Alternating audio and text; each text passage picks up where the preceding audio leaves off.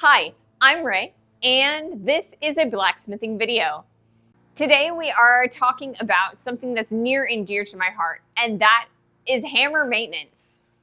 I would argue that a hammer is the most important tool in your shop. You can move metal with a hammer even if it's not hot, even if it's not properly heated. The most important part of a hammer is the face of the hammer.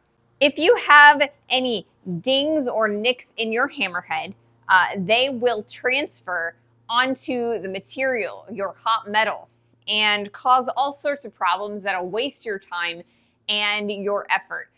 You will end up having to grind out all kinds of mars and marks in your metal, and that's going to waste your time.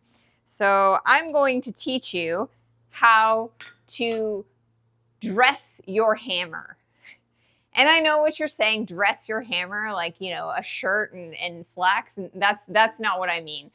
Dressing your hammer is basically making sure that the surface of your hammer face is nice and smooth and flat and polished so that nothing transfers from the hammer face to your material. I have here two brand new Harbor Freight hammers. This one is a 3-pound cross peen hammer, and this one is a 2-pound engineer's hammer. But right now, they're not quite ready to use in the forge. They've got these really sharp edges, the round ones, and then these octagonal edges. So today, what I'm going to do is I am going to teach you how to take these brand new hammers with their sharp edges, and we're going to turn them into forging hammers. We're going to use an angle grinder and my post vise. Now, you don't have to have a post vise for this process. You can use a bench vise just as easily. This is a basic grinder disc for an angle grinder, so we can kind of give ourselves a little bit of a radius. And this is a 120 grit flap disc. So this is going to smooth out all of those grinder marks that we create with the angle grinder and the grinder disc. So the first thing that we're going to do is we're going to attack this top face of the hammer. We are going to secure it in our vise, whether this be a bench vise or a post vise. It does not matter. We just need a second set of hands to hold this while we are doing the surface grinding. So I am pretty happy with the face of this hammer, but we are going to radius it a little bit. It's always good to have a little bit of a radius on a forging hammer. It increases the amount of movement you get by decreasing the amount of surface area that touches the face of your hot metal. All right, so we're going to kind of rock our angle grinder back and forth to kind of give ourselves a nice radius, and we're going to continue moving all around the face of our hammer. This is so that we can get rid of that nasty straight line, or like that curved line right there. So here we go.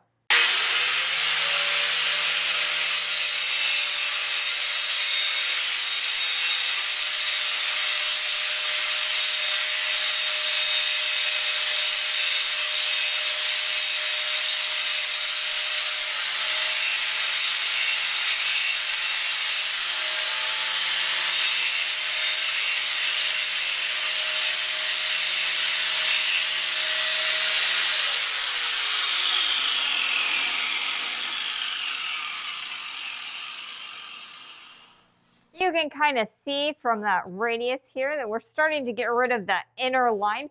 We're going to focus a little bit on that outer edge for a little bit, and then we're going to see how that goes.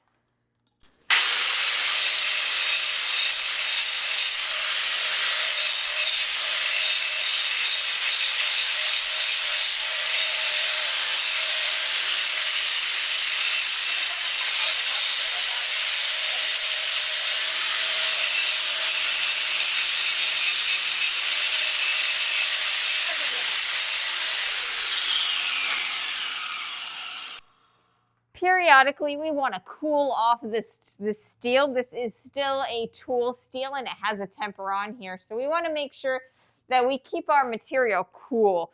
It gets hot as you continue grinding, so we want to make sure that it stays nice and cool.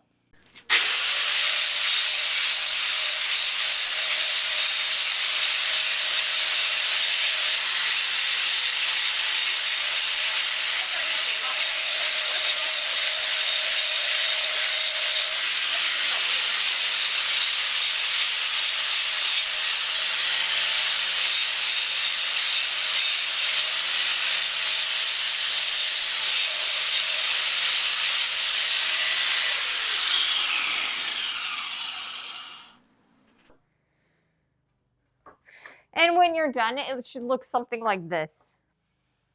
So we've got quite a lot of like scratches and surface marks on the face of this hammer, and that's all right. But we've got a pretty smooth but radius face on this hammer, and that's exactly what we want to see.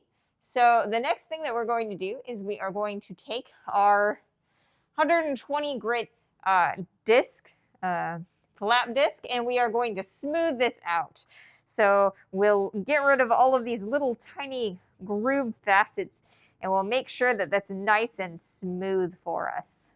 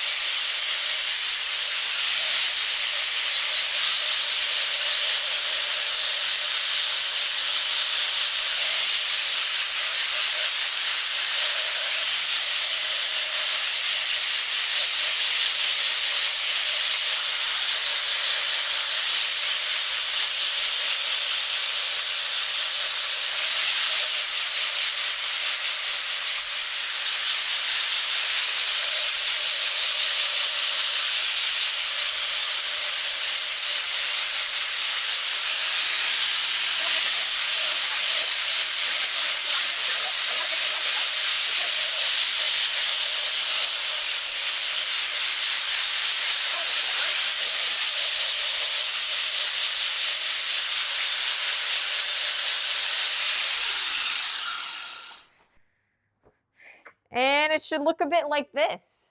So you can kind of tell that there is still a little bit of scratching and mars in there from the 120 grit. But we can also go through here and go up the grits. We can do, this is 120 grit. We can kind of go up to some car body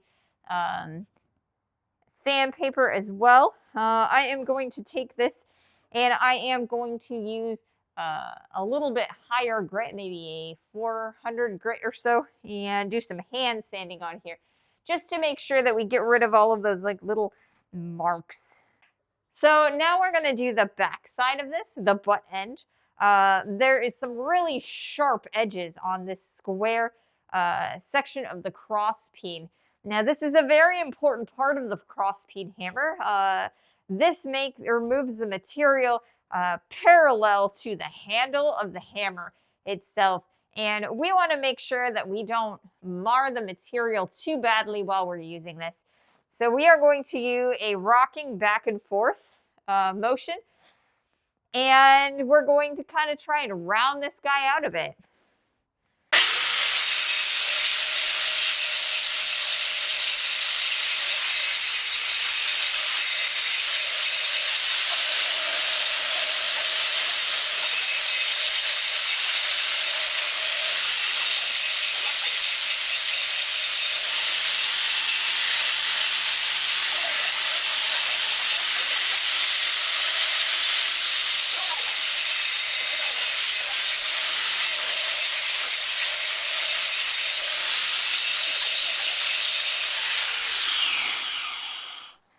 So now I've got the flap disc on this, angle grinder, and we are going to kind of smooth that out a little bit with the 120 grit.